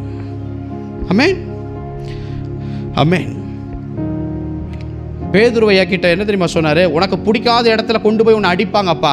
S, I am ரெடினார். எப்படி தெரியுமா? உள்ளத்தில் ஒரு சந்தோஷம், அது தேவ திட்டம்னா சந்தோஷமாக எடுத்துக்கிட்டார். பவுலையா பாருங்க, நீ எனக்காக அநேக உபத்திரவத்தை நீ படுவப்பா அப்படின்னும் போது, ஆண்டவரே உமக்காக நான் எதையும் செய்ய விரும்புகிறேன். எஸ், அது அவருக்குள்ள ஒரு சந்தோஷத்தை கொடுத்தது. ஒரு பட்டணத்துக்குள்ளே போய் சுவிசேஷம் சொல்லி மக்கள் ரட்சிக்கப்பட்டால் இவருக்கு சந்தோஷம் வரல. ஆனால் அதே பட்டணத்துக்குள்ளே போய் அவங்க மெரின்னு மிரிச்சு அதுக்கப்புறம் அந்த பட்டண ஜனங்கள் ரட்சிக்கப்பட்டால் இவருக்கு சந்தோஷமாக இருக்குது. அந்த சந்தோஷம் எப்படி வரும்? காசு கொடுத்து வருமா? எப்படி வருது? தேவனுடைய விரும்புகிற அந்த காரியத்தை இந்த ஆத்துமா அந்த விருப்பத்தை ஒட்டிக்கொள்ளும். அந்த உண்மைங்க எனக்கு அன்பானவர்களே, அந்த உண்மை நமக்கு தேவை எனக்கு அன்பானவர்களே. நாம் ஒரு வசனத்தை வாசிக்கலாம். 2 நாளாகமத்தின் புஸ்தகம் 15ஆம் அதிகாரம் 2ஆம் வசனம். 2 நாளாகமும் 15:2. அவன் வெளியே ஆசாவுக்கு எதிர்கொண்டு போய் அவனை நோக்கி, ஆசாவே, யூதா பென்யமீன் கோத்திரங்களின் சகல மனுஷரே, கேளுங்கள். நீங்கள் கர்த்தரோடு இருந்தால் அவர் உங்களோடு இருப்பார். நீங்கள் அவரை தேடினால் உங்களுக்கு வெளிப்படுவார். அவரை விட்டீர்களே ஆகில் அவரை உங்களை விட்டு விடுவார். நல்லா கவனிங்க. அசரியா, வேதாகமத்தை கீழே வைத்துக் கொள்ளுங்க, தயவு செய்து சத்தியத்தை கவனிங்க மாணவர்களே. அசரியா அப்படிங்கிற ஒரு ப்ராஃபட் இருந்தார், தீர்க்கதரிசி. இந்த அசரியா ஆசா என்கிற ராஜாவை பார்த்து தீர்க்க தரிசனம் சொல்றார். நல்லா கவனிங்க. ஆசா ஏற்கனவே கர்த்தருக்குள்ள இருக்கிறார். ஆசா ஏற்கனவே கர்த்தரால் ஆஸ்வதிக்கப்பட்டிருக்கிறார். ஆசா ஏற்கனவே யுத்தத்தில் ஜெயித்திருக்கிறார். ஏற்கனவே அவருடைய நாட்களில் யுத்தம் இல்லாத அளவுக்கு சூப்பராக இருக்கார். ஆனால் இப்போ கர்த்தர் இந்த அசரியா என்கிற தீர்க்கதரிசி மூலமாய் ஆசாவுக்கு தீர்க்க தரிசனமாய் சொல்ல விரும்புகிறார். என்ன தெரியுமா சொன்னாரு? ஆசா, நீங்களும் உங்கள் கூட்டம் மக்களும் கர்த்தரோடு இருப்பீர்கள் என்றால் அந்த தேவனும் கூட இருப்பார்ப்பா. ஆனால் அவரை நீ விட்டுட்ட அப்படின்னா அவர் உங்களையும் விட்டுடுவார். நீ அவரை தேடினா நீ அவரை கண்டுபிடிச்சிருவ. நல்லா கவனிங்க. இந்த 3 வார்த்தை இந்த மனுஷன் என்ன பண்ணார்? அந்த தீர்க்கதரிசி சொல்றார், நீ கர்த்தரை தேடினா அவருக்கு தென்படுவார், வெளிப்படுவார். ஆனால் அவரை விட்டுட்ட அப்படின்னா அவர் உன்னை விட்டுருவார். நீ கர்த்தரோடு இருந்தால் அவர் உங்களோடு இருப்பார். நல்லா கவனிங்க. இந்த வார்த்தை ஆசா கேட்கும்போது உடனே ஒரு விஷயத்தை பண்ணுறார். மக்களை கூட்டுறார். கூட்டி யூதா பென்யமீன் தேசம் மக்கள் எல்லாரையும் வர வச்சு அவர் சொல்கிறாரு, இந்த தேசத்தில் இருக்கிற எந்த அருவருப்பாக இருந்தாலும் சரி, அந்த அருவருப்புகளை சுட்டெரித்து போடுங்க அப்படின்னு சொல்கிறார். நல்லா கவனிங்க. அன்றைக்கு ஆசாவின் நாட்களில் அநேக விக்கிரக தோப்புகள், அதாவது மாந்திரிகம், செய்வினை, சூனியம், பில்லி, சூனியம், ஏவல், இதெல்லாம் விக்கிரக தோப்பில் இருந்து தான் அனுப்புவாங்க. அப்படிப்பட்ட மந்திரவாதிகள் அந்த அசுத்தாவில் வைத்து அனுப்புவாங்க. அப்போ இந்த விக்கிரக தோப்பும் ப்ளஸ் பாகாலின் சிலை வழிபாடும் ஆசாவின் நாட்களில் இருக்கிறது. கர்த்தர் இந்த 3 வார்த்தை இந்த ஆசாவுக்கு உள்ளே ஓடிக்கிட்டே கிடக்கு. என்னை தேடினா கண்டுபிடிப்பீங்க, நான் விட்டுட்டா நீங்களும் விட்டுருவீங்க. ஆண்டவரே, நான் உங்களோடு இருந்தால் நீங்கள் என் கூட இருப்பீங்க. இந்த தீர்க்கதரிசனம் ஓடிக்கிட்டே இருக்கும்போது ஆசா ராஜா என்ன பண்ணுறார்? தன் தேசத்தில் இருக்கிற அத்தனை அருவருப்புலையும் எரிச்சு போடுறார், சுட்டெரிச்சு போடுறார். இப்போ பண்ணதுக்கப்புறம் கர்த்தருடைய பலிபீடத்தை புதுப்பிக்கிறார். இதுக்காக அவர் என்ன பலி கொடுத்தார்னா 700 மாடுகள், 7,000 ஆடுகள் கர்த்தருக்காக மன்னிப்பு கேட்டு தங்கள் தேசம் நல்லா இருக்கணும்னு சொல்லி பலி செலுத்துகிறாங்க. அப்போ ஒரு வார்த்தை இந்த மக்களை பார்த்து ஆசா சொல்கிறார். இதுதான் ரொம்ப முக்கியம். அவர் சொல்கிறாரு, இந்த பலிகளை செலுத்தினதுக்கப்புறம் கர்த்தரை முழு உள்ளத்தோடு தேசமே நம்ம தேடுவோம். நாம் இன்னும் முழு உள்ளத்தோடு உண்மையாக அவரை தேடலை, நம்மக்கிட்ட உண்மை இல்லை, இனிமே நம்ம உண்மையாக தேடுவோம் அப்படின்னு சொல்லிட்டு ஒரு உடன்படிக்கை பண்ணுறாரு பாருங்க. எவனுமே எங்கேயுமே பண்ணாத ஒரு உடன்படிக்கை. என்ன தெரியுமா? சின்ன பிள்ளைங்க, வாலிபருங்க, பெரியவங்க, முதியோர், இதில் எவனாவது கர்த்தரை தேடாதவன் என் தேசத்தில் இருந்தால் அவனை கொலை செய்ய வேண்டும் என்று உடன்படிக்கை பண்ணுறார். ஆமென். யாருமே பண்ணாத உடன்படிக்கை. கேளுங்க, ஏன்னா இவர் சிந்தையில் ஓடுறது என்னன்னா, அந்த தீர்க்க தரிசனத்தை கர்த்தர் 3 சொல்லியிருக்கிறாரு. எங்கேயோ அழைத்த அழைப்பிலிருந்து என் வழி மாறுது போல இதில் கண்காணிப்பாக இருக்கணும்னு சொல்லி அவர் ஆசா அதையே நோக்கி அவர் என்ன பண்ணுறாருன்னா, தன் தேசத்தில் இருக்கிற அருவருப்பு விக்கிரக தோப்பு எல்லாத்தையும் வெட்டி சுட்டெரித்து போட்டார். எவனாவது என் தேச மக்கள் கர்த்தரை தேடாது இருந்தீங்கன்னா அவங்க கொலை செய்யப்பட வேண்டும் என்று உடன்படிக்கை செய்கிறாங்க. இப்போ நடந்த ஆச்சரியம் என்ன தெரியுமா? மக்கள் கீழ்ப்படிஞ்சாங்க, மக்கள் கர்த்தரை தேட ஒப்புக்கொண்டாங்க, கர்த்தருக்குள்ளே வந்தாங்க. இப்போ பிரச்சனை என்னன்னா, ஆசாவினுடைய தாயார், அவள் பெயர் மாகாள். நல்லா கவனிங்க, இந்த ஆசாவினுடைய தாயார் மாகாள் யார் அப்படின்னா, தன் தேசத்தில் இருக்கிற விக்கிரக தோப்புகளுக்குள்ளாக அந்த சிலைகளை செய்து கொடுக்கிறவளாக இந்த ஆசாவினுடைய தாய் மாகாள் காணப்பட்டாங்க. பையன் சுத்திகரிப்பு பண்ணுறார். தாய்க்கு என்ன வேலை தெரியுமா? எப்படி செய்வினை பண்ணுறது, எப்படி மயக்குவது, எப்படி மாந்திரீகம் செய்வது போன்ற சிலைகளை இந்த மாகாள், இவள் அதில் தேறினவள், அதை செஞ்சு விக்கிரக தோப்புக்கு சப்ளை பண்ணுறதே ஆசாவினுடைய தாயார் மாகாள். இப்போ இவர் என்ன பண்ணுறாரு? தேவன் எனக்கு இந்த காரியத்தை காண்பிக்கும் போது இந்த ஆசாவின் மேலே இருந்த அந்த அந்த அந்த மகிமை, அந்த விதமான ஒரு கணம் அதிகரித்தது. அன்பானவர்களே, அவர் என்ன பண்ணார் தெரியுமா? அரண்மனைக்குள் உக்காந்துருந்த இந்த ராஜாத்தி, அவங்களுடைய அம்மா மாகாளை, அரண்மனை பக்கமே நீ எட்டி பார்க்கக்கூடாது என்று ராஜாத்தியை அடித்து தள்ளி அவர் வெளியே அனுப்பிச்சார். அந்த தாய் செய்த ஒவ்வொரு சிலைகளையும் நெருப்பினால் சுட்டெரித்து கீதரோன் என்கிற ஆற்றண்டையில் கொண்டு போய் எறிந்தார். பண்ண தப்பு அம்மாவாக இருந்தாலும் கர்த்தருக்கு உண்மையாக இருக்கணும்னா உண்மையாக இருக்கணும் தான் சொல்லி அரண்மனையை விட்டு ராஜாத்தியை வெளியே தள்ள எந்த ராஜாவும் வேதாகமத்தில் யாரும் இல்லை, ஆசாவை தவிர. நான் ஏன் இதை சொல்கிறேன் தெரியுமா? அந்த உண்மை கர்த்தர் போன வாரம் பேசினார், சியோனின் ஆசீர்வாதம் வர நீ உத்தமமாக இருக்கணும். கர்த்தர் இந்த ஆராதனையிலையும் பேசுகிறாரு அந்த உண்மையை குறித்து. நான் சொல்கிறேன், ஃபியூ பீப்புள், இங்கே இருக்கிற கொஞ்சம் பேர் அந்த வாக்குத்தத்தம் உள்ளே போய் பெற்றுக்கொண்டு நீங்கள் நிற்பீங்க.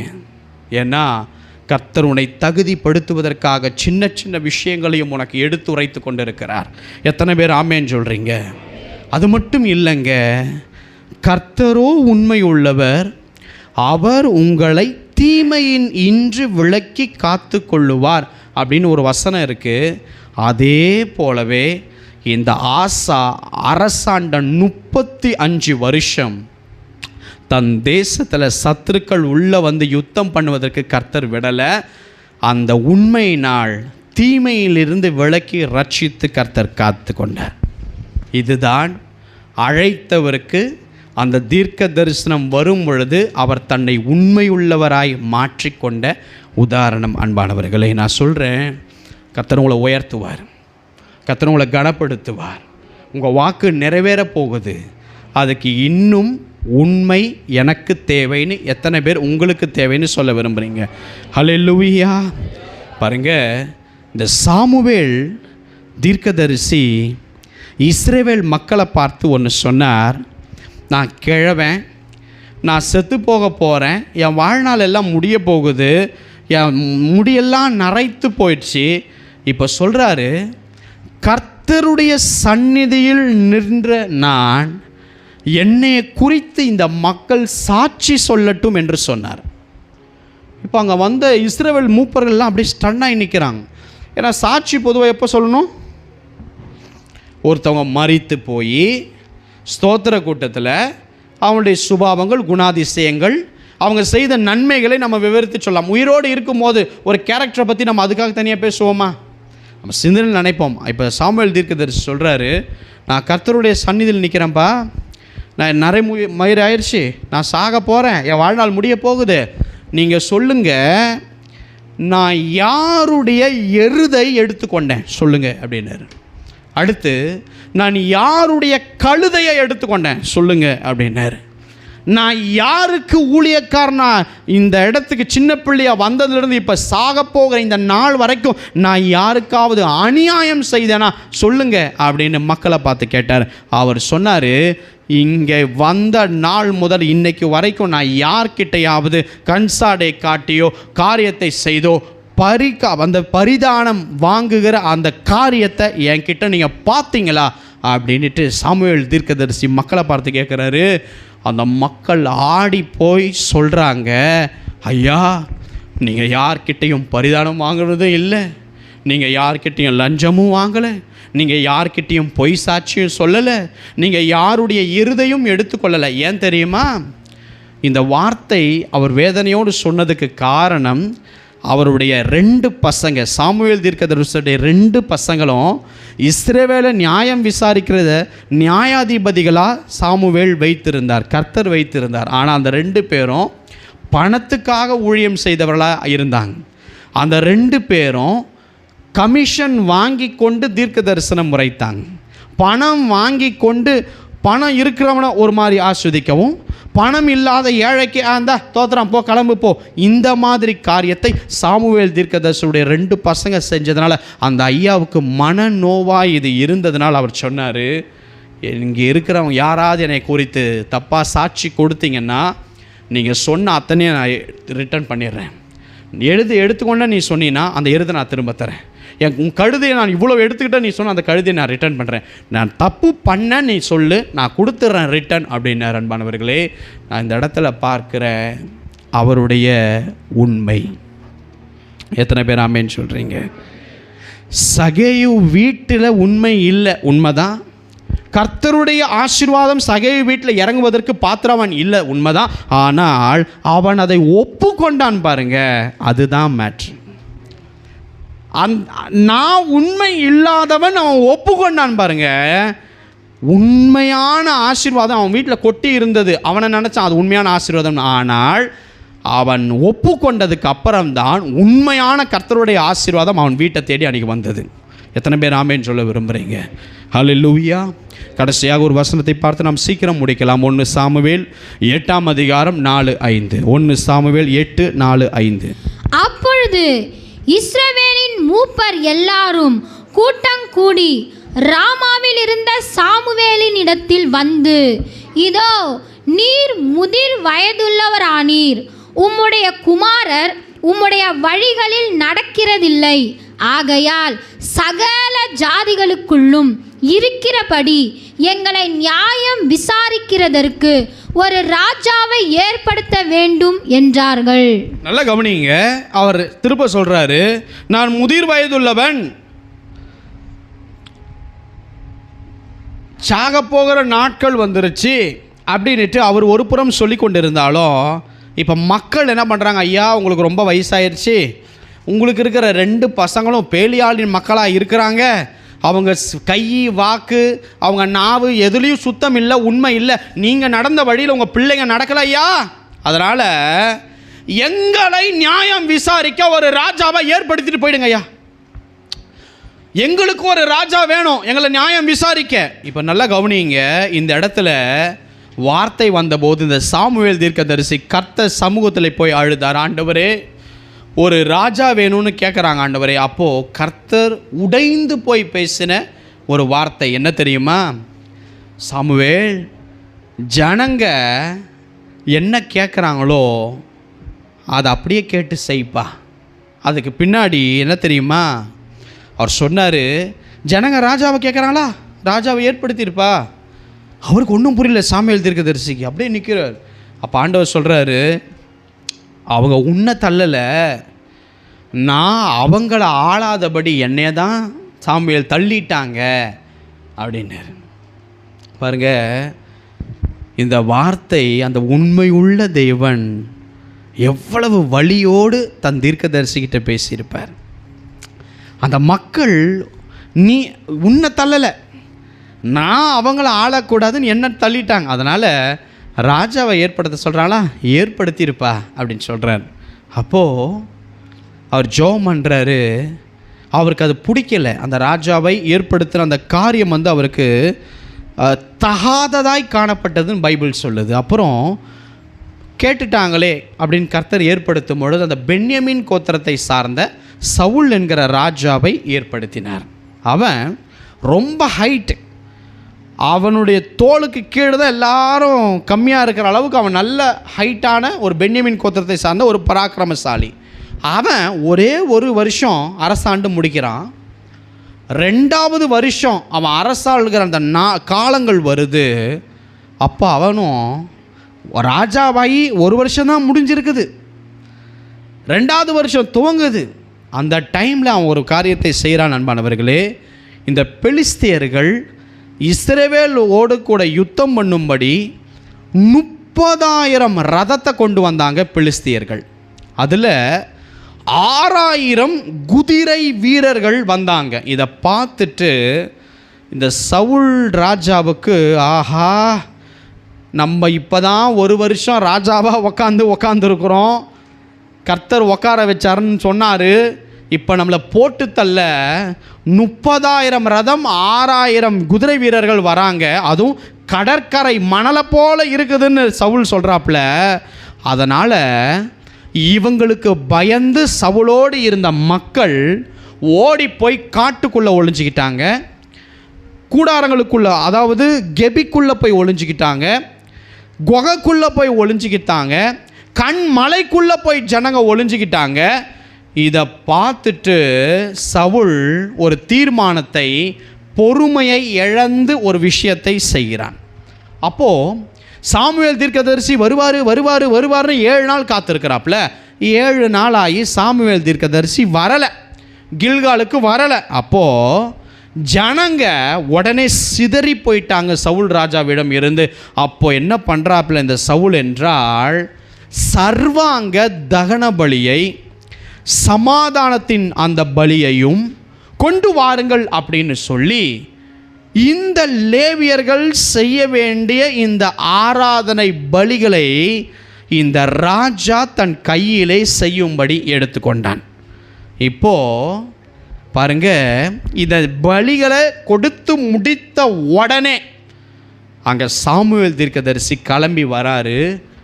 என்னப்பா நடந்தது, நீ என்ன செஞ்சுக்கிட்டு இருக்கிற அப்படின்ட்டு இந்த சாமுவேல் தீர்க்கதரிசி சவுலை பார்க்க கேட்கும்போது சொல்கிறாரு, ஐயா, நீங்கள் வருவீங்கன்னு நான் வெயிட் பண்ணேன், நீங்கள் 7 நாள் ஆயும் வரலை, என் கூட இருந்த ஜனங்க செதறி போயிட்டாங்க, என் கூட இருந்த ஜனங்க கெபிக்கும் அங்கே இங்கிட்டு எல்லாம் போய் ஒழிஞ்சிக்கிட்டாங்க, அந்த பெலிஸ்தர் 30,000 ரதம் 6,000 குதிரையோடு வரான், என்னை போட்டு தள்ள. இப்போது இந்த காரியத்துக்காக ஜபமும் நான் இன்னும் பண்ணலை, நான் ஜெபம் பண்ணுறதுக்கு முன்னாடி அவன் என்னை போட்டு தள்ளிட்டான், நான் என்ன பண்ணுறது, அதனால் நீர் செய்ய வேண்டிய படிகளை நானே எடுத்து செய்து விட்டேன் என்று சொன்னார். அல்லேலூயா. பாருங்க, உங்களுக்கு எல்லாம் ஒரு கதை சொல்கிற மாதிரி போயின்னு இருக்குது.